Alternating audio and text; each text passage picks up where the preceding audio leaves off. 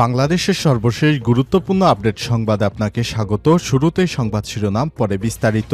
শুরুতেই জানাবো, উপদেষ্টা হাসান আরিফ মারা গেছেন। ইন্না লিল্লাহি ওয়া ইন্না ইলাইহি রাজিউন।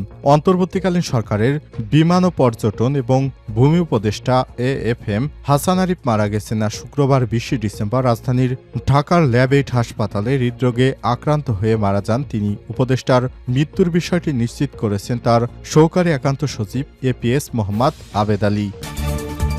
এরপর জানাবো, মার্কিন যুক্তরাষ্ট্রের দপ্তরের ব্রিফিংয়ে বিডিআর বিদ্রোহ প্রসঙ্গ। জবাবে যা বলল যুক্তরাষ্ট্র। যুক্তরাষ্ট্রের নিয়মিত প্রেস ব্রিফিংয়ে বাংলাদেশের বিডিআরের বিদ্রোহের প্রসঙ্গে উঠে এসেছে। স্থানীয় সময় বৃহস্পতিবার দপ্তরের ব্রিফিংয়ে একজন সাংবাদিক এ বিষয়ে যুক্তরাষ্ট্রের মন্তব্য জানতে চায়। জানাবো, রূপগঞ্জে প্রাইভেট কারের ধাক্কায় বুয়েটের শিক্ষার্থী নিহত, 6 দফা দাবি সহপাঠীদের। নারায়ণগঞ্জের রূপগঞ্জে পূর্বাচলে 300 ফিট এলাকায় প্রাইভেট কারের ধাক্কায় মোতাসিম মাসুদ 22 নামে বুয়েটের এক শিক্ষার্থী নিহত হওয়ার ঘটনা হত্যাকাণ্ড বলে দাবি করেছে বাংলাদেশ প্রকৌশল বিশ্ববিদ্যালয় বুয়েটের শিক্ষার্থীরা। অভিযুক্তদের সর্বোচ্চ শাস্তি নিশ্চিত সহ 6 দফা দাবি জানান তারা। এদিকে বিশ্বব্যাংক থেকে $116 কোটি ঋণ পেয়েছে বাংলাদেশ। বিশ্বব্যাংক থেকে 1.16 বিলিয়ন বা $116 কোটি ঋণ পেয়েছে বাংলাদেশ। স্বাস্থ্য খাত, পানি এবং স্যানিটেশন পরিষেবা এবং সবুজ জলবায়ু সহনশীল উন্নয়ন অর্জনের সহায়তায় এই অর্থায়ন দেয়া হয়েছে। শুক্রবার 20 ডিসেম্বর সংস্থাটির ঢাকা কার্যালয়ের দপ্তর থেকে এক সংবাদ বিজ্ঞপ্তিতে সব তথ্য জানানো হয়েছে। এদিকে রূপালী ব্যাংকে ডাকাতি, নীরবের 3 দিনের রিমান্ড। রাজধানীর কেরানীগঞ্জে রূপালী ব্যাংকের চুলকুটিয়া জিঞ্জিরা শাখায় ডাকাতির চেষ্টাকালে গ্রেপ্তার লিওন মোল্লা ওরফে নীরব এর 3 দিনের রিমান্ড মঞ্জুর করেছে আদালত। এছাড়াও একই সময় গ্রেপ্তার 2 কিশোরের জবানবন্দি চলছে। জানা গেছে, নীরবের বাড়ি গোপালগঞ্জের কাশিয়ানী থানায়। এবং সর্বশেষ জানাবো, রাখাইন রাজ্যে মিলিটারি সদর দপ্তর দখল করল আরাকান আর্মি, সতর্ক বাংলাদেশ।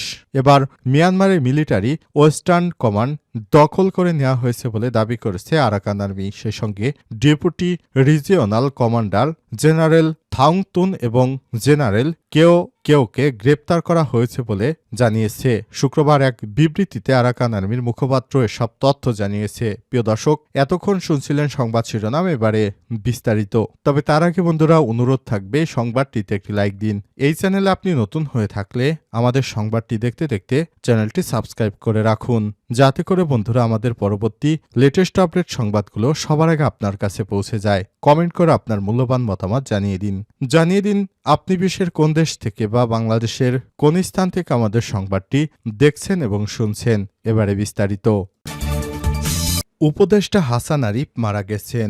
অন্তর্বর্তীকালীন সরকারের বিমান ও পর্যটন এবং ভূমি উপদেষ্টা AFM হাসান আরিফ মারা গেছেন। শুক্রবার 20 ডিসেম্বর রাজধানীর ঢাকার ল্যাব-8 হাসপাতালে হৃদরোগে আক্রান্ত হয়ে তিনি মারা যান। উপদেষ্টার মৃত্যুর বিষয়টি নিশ্চিত করেছে তার সহকারী একান্ত প্রেস সচিব APS মোহাম্মদ আবেদ চৌধুরী। উপদেষ্টা হাসান আরিফের ছেলে মোয়াজ আরিফ গণমাধ্যমকে জানান, তার বাবা উপদেষ্টা হাসান আরিফ হঠাৎ করেই মেঝেতে পড়ে যায়। এরপর তাকে রাজধানীর ল্যাব-8 হাসপাতালে নিয়ে যাওয়ার পর কর্তব্যরত চিকিৎসক তাকে মৃত ঘোষণা করেন।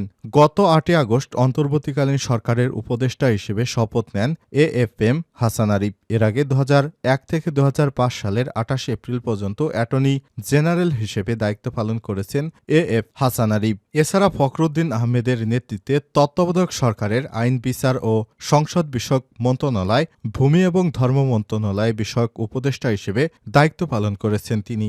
AF হাসান আরিফ 1941 সালে কলকাতায় জন্মগ্রহণ করেন। কলকাতার সেন্ট জেভিয়ার্স কলেজ থেকে মাধ্যমিক ও উচ্চ মাধ্যমিক শিক্ষা সম্পন্ন করেছেন তিনি। এরপর স্নাতক ও LLB ডিগ্রি সম্পন্ন করেন কলকাতা বিশ্ববিদ্যালয় থেকে। ভারতের পশ্চিমবঙ্গের কলকাতা হাইকোর্টে 1967 সালে আইনজীবী হিসেবে কাজ শুরু করেন তিনি। এরপর ঢাকায় এসে বাংলাদেশ হাইকোর্টে কাজ শুরু করেন। AF হাসান আরিফ বিদেশি বিনিয়োগকারীদের পরামর্শ, নির্মাণ সালিশ, বাণিজ্য সালিশ, অর্থ, ব্যাংকিং এবং সিকিউরিটিজ, কর্পোরেট বাণিজ্যিক ও ট্যাক্সেশন, সংবিধান আইন বিষয়ক, পাবলিক আস্বাদন, অর্বিট্রেশন এবং বিকল্প বিরোধ সমাধানের অনন্য পদ্ধতি নিয়ে কাজ করেছেন। মার্কিন পররাষ্ট্র দপ্তরের ব্রিফিংয়ে বিডিআর বিদ্রোহ প্রসঙ্গ। জবাবে যা বলল যুক্তরাষ্ট্র। যুক্তরাষ্ট্রের পররাষ্ট্র দপ্তরের নিয়মিত প্রেস ব্রিফিংয়ে বাংলাদেশের বিডিআর বিদ্রোহের বিষয়টি উঠে এসেছে। স্থানীয় সময় বৃহস্পতিবার ১৯ ডিসেম্বর দপ্তরের ব্রিফিংয়ে একজন সাংবাদিক বিষয়টি নিয়ে যুক্তরাষ্ট্রের মন্তব্য জানতে চায়। তবে এই ঘটনা নিয়ে সর্বশেষ হালনাগাদ তথ্য সম্পর্কে অবগত নন বলে জানান মার্কিন পররাষ্ট্র দপ্তরের মুখপাত্র বেদান্ত প্যাটেল। এদিন একজন সাংবাদিক বলেন, ২০০৯ সালে পিলখানায় সংগঠিত হত্যাকাণ্ডে নিহত সামরিক বাহিনীর কর্মকর্তাদের পরিবারের সদস্যরা এই ঘটনার সঙ্গে জড়িত ৫৭ থেকে ৫৮ জন হবে। এদের বিরুদ্ধে আন্তর্জাতিক অপরাধ ট্রাইব্যুনালে অভিযোগ দায়ের করেছেন। তাদের মধ্যে বাংলাদেশের সাবেক প্রধানমন্ত্রী শেখ হাসিনার নামও রয়েছে। পরিবারগুলোর পক্ষ থেকে অ্যাডভোকেট উদয় তাসমির এই অভিযোগটি আজ গতকাল সকালে দায়ের করেছেন। বিডিআর হত্যাকাণ্ডের পিলখানার হত্যাকাণ্ডের ঘটনায় শেখ হাসিনার বিরুদ্ধে দায়ের করা মামলাটি নিয়ে আপনার কোনো মন্তব্য আছে কিনা জবাবে বেদান্ত প্যাটেল বলেন, আমি সর্বশেষ খবরটি দেখিনি, তবে আমি আমার টিমের সঙ্গে কথা বলে জানার চেষ্টা করছি। বৃহস্পতিবার পিলখানা হত্যাকাণ্ডের ঘটনায় সাবেক প্রধানমন্ত্রী শেখ হাসিনা, সাবেক সেনাপ্রধান মঈন আহমেদ এবং সাবেক প্রধানমন্ত্রীর নিরাপত্তা উপদেষ্টা তারিক আহমেদ সিদ্দিকী সহ ৫৮ জনের বিরুদ্ধে অভিযোগ জমা দেওয়া হয়েছে। আন্তর্জাতিক অপরাধ ট্রাইব্যুনালের চিফ প্রসিকিউটরের কাছে পিলখানার গণহত্যায় শহীদ সেনা অফিসারদের ক্ষতিগ্রস্ত পরিবারের সদস্যরাই অভিযোগটি জমা দেন। অভিযোগ দাখিলের পর চিফ প্রসিকিউটর তাজুল ইসলাম তৎকালীন প্রধানমন্ত্রী সহ এই হত্যাকাণ্ডে জড়িত সবাইকে বিচারের আওতায় আনতে হবে। পর্দার আড়ালে কুশীলবদের বিচারের দাবি করেন তারা। নিহত সেনা পরিবারের সদস্যদের অভিযোগ, তৎকালীন সেনাপ্রধান সহ অনেকেই এই ঘটনার জন্য দায়ী। সেদিন ৫৭ জন সেনা অফিসারকে হত্যা করা হয়েছিল। সেটি কার নির্দেশে হয়েছিল সে ব্যাপারেই তারা শেখ হাসিনা সহ ৫৮ জনকে অভিযুক্ত করে অভিযোগ দায়ের করেছে। রূপগঞ্জে প্রাইভেট কারের ধাক্কায় বুয়েট শিক্ষার্থী নিহত, ৬ দফা দাবি। নারায়ণগঞ্জের রূপগঞ্জের পূর্বাচলের ৩০০ ফিট এলাকায় প্রাইভেট কারের ধাক্কায় মহতাসিম মাসুদ ২২ নামে বুয়েটের এক শিক্ষার্থী নিহত হওয়ার ঘটনাকে হত্যাকাণ্ড বলে দাবি করেছে বাংলাদেশ প্রকৌশল বিশ্ববিদ্যালয়। বুয়েটের শিক্ষার্থীরা অভিযুক্তদের সর্বোচ্চ শাস্তি নিশ্চিত ৬ দফা দাবি জানান তারা। শুক্রবার ২০ ডিসেম্বর পলাশীর মোড়ে এক প্রেস বিজ্ঞপ্তির মাধ্যমে শিক্ষার্থীরা সব দাবি জানান। ব্রিফিংয়ে এই ঘটনার বিবরণ দিয়ে বুয়েটের শিক্ষার্থীরা বলেন, বৃহস্পতিবার রাতে পূর্বাচল নীলা মার্কেটের সামনে ৩০০ ফিট রাস্তায় সাবেক এক সেনা কর্মকর্তার ছেলে সাদমান মদ্যপ অবস্থায় বেপরোয়া গাড়ি চালিয়ে বুয়েটের computer science and engineering CSE বিভাগের ২য় বর্ষের শিক্ষার্থী মহতাসিম মাসুদকে হত্যা করে এই ঘটনায় আহত হয়েছে একই ব্যাচের অমিত শাহ ও মোহাম্মদ মেহেদি হাসান। আহত অমিতের বরাত দিয়ে তারা বলেন, পুলিশের সংকেত পেয়ে তারা বাইক থামিয়ে পুলিশের সঙ্গে কথা বলছিলেন, এমন সুস্পষ্ট প্রমাণ পেয়েছে। এই ঘটনায় অভিযুক্ত চালক মদ্যপ অবস্থায় ছিলেন এবং বেপরোয়াভাবে গাড়ি চালিয়েছিলেন। তারা আরও বলেন, অভিযুক্ত গাড়ি চালকের বাবা একজন প্রভাবশালী ব্রিগেডিয়ার জেনারেল। তার কারণে আমাদের এক ভাইকে প্রাণ দিতে হলো। আমাদের আরও ২ ভাই গুরুতর আহত। এদিকে গাড়ি চালকের ক্ষমতাশীল আত্মীয়রা মামলার মোড় ঘোরানোর, এমনকি মামলা যাতে না নেওয়া হয় তার ব্যবস্থা করতে ব্যস্ত। হত্যা মামলা লেখার প্রক্রিয়া চলছে জানিয়ে তারা বলেন, আমরা আমাদের ভাইয়ের হত্যার সুষ্ঠু বিচার চাই। যে কোনো মূল্যে ক্ষমতার বিপরীতে ন্যায়ের প্রতিষ্ঠা হোক। যে কোনো মূল্যে হত্যাকাণ্ডের সর্বোচ্চ শাস্তি নিশ্চিতকরণ, আহতদের চিকিৎসার সম্পূর্ণ ব্যয় অবশ্যই বিবাদী পক্ষকে বহন করতে হবে। নিহত মাসুদের পরিবারকে যথোপযুক্ত ক্ষতিপূরণ প্রদান করতে হবে। বিবাদী পক্ষকে বাধ্য করতে হবে। তদন্ত কার্যক্রমে বাধা প্রদানের চেষ্টা করলে তাদের বিরুদ্ধে অভিযোগ সাপেক্ষে আইনগত ব্যবস্থা গ্রহণ করতে হবে। আহতদের স্বাভাবিক জীবনে ফিরে আসার ব্যাপারে বুয়েট কর্তৃপক্ষ সর্বাত্মক সহযোগিতার জানানোর আহ্বান জানাচ্ছি। সড়ক দুর্ঘটনার কারণে আর কোনো প্রাণ যেন না যায়, সড়কের নিরাপত্তা যেন নিশ্চিত হয় সে ব্যাপারে যথোপযুক্ত ভূমিকা রাখার সরকারের প্রতি দাবি জানাচ্ছি। বিশ্বব্যাংক থেকে $১১৬ কোটি ঋণ পেয়েছে বাংলাদেশ।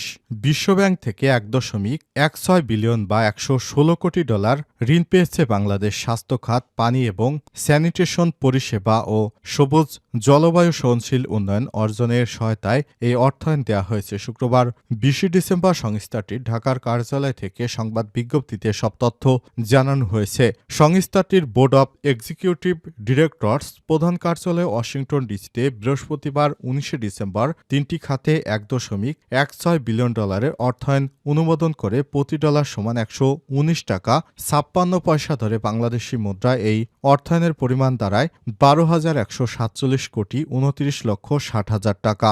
বিশ্বব্যাংকের কান্ট্রি ডিরেক্টর আব্দুল্লাহ শেখ বলেছেন, বাংলাদেশে জলবায়ু পরিবর্তনের জন্য সবচেয়ে ঝুঁকিপূর্ণ দেশগুলোর তালিকায় বাংলাদেশ। সুতরাং বাংলাদেশকে তারা এই ঋণের মাধ্যমে সহায়তা করছে। এর মাধ্যমে পরিষ্কার জলবায়ু সহনশীল ও টেকসই উন্নয়নের ভিত্তি স্থাপন করবে।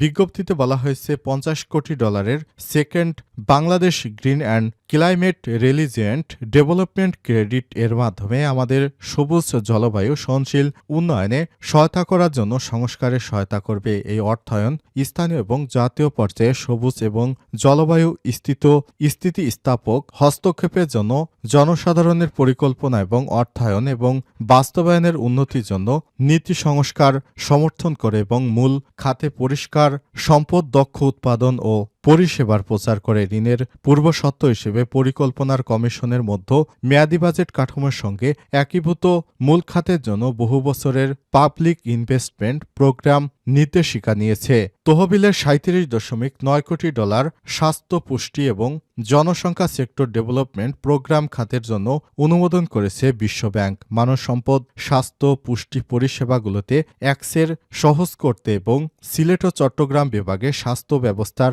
উন্নয়ন এই ঋণ ব্যবস্থা করা হবে। ৫.১ মিলিয়ন মানুষকে মানসম্পন্ন স্বাস্থ্য, পুষ্টি ও জনসংখ্যা পরিষেবা দেয়া হবে।